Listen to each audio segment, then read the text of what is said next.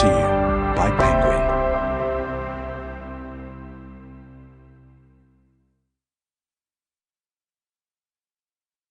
Watching you.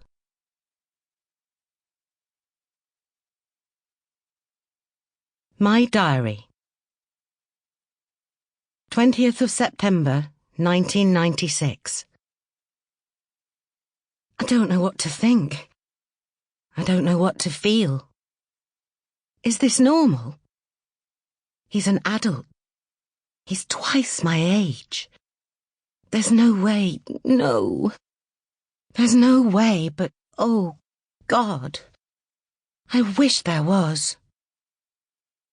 Dear Diary, I think I'm in love with my English teacher. Prologue, 24th of March. D.C. Rose Pelham kneels down.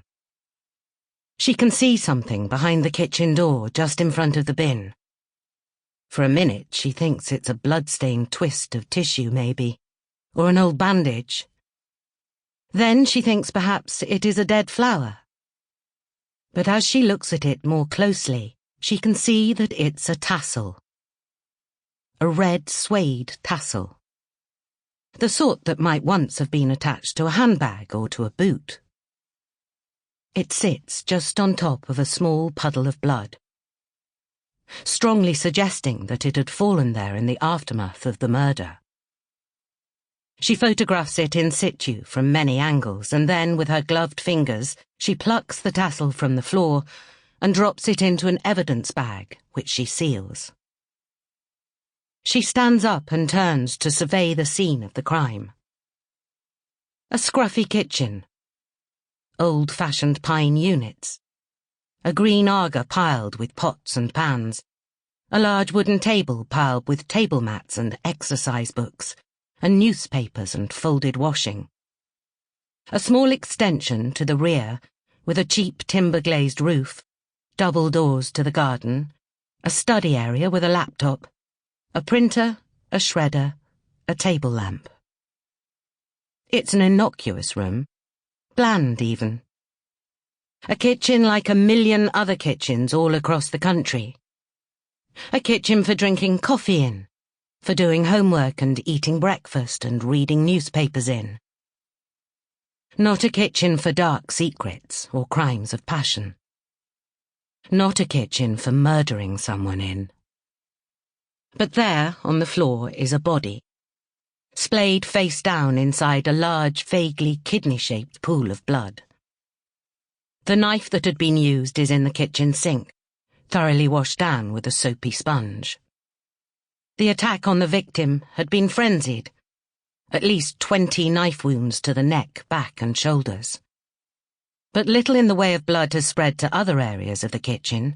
No handprints, no smears, no spatters, leading Rose to the conclusion that the attack had been unexpected, fast and efficient, and that the victim had had little chance to put up a fight. Rose takes a marker pen from her jacket pocket and writes on the bag containing the red suede tassel. Description: red suede, suedette tassel. Location: in front of fridge just inside door from hallway. Date and time of collection: Friday the 24th of March 2017, 11:48 p.m. It's probably nothing, she muses. Just a thing fallen from a fancy handbag. But nothing was often everything in forensics. Nothing could often be the answer to the whole bloody thing. Part 1. Chapter 1. The 2nd of January. Joey Mullen laid the flowers against the gravestone and ran her fingertip across the words engraved into the pink-veined granite. Sarah Jane Mullen, 1962 to 2016. Beloved mother of Jack and Josephine. Happy New Year, Mum, she said.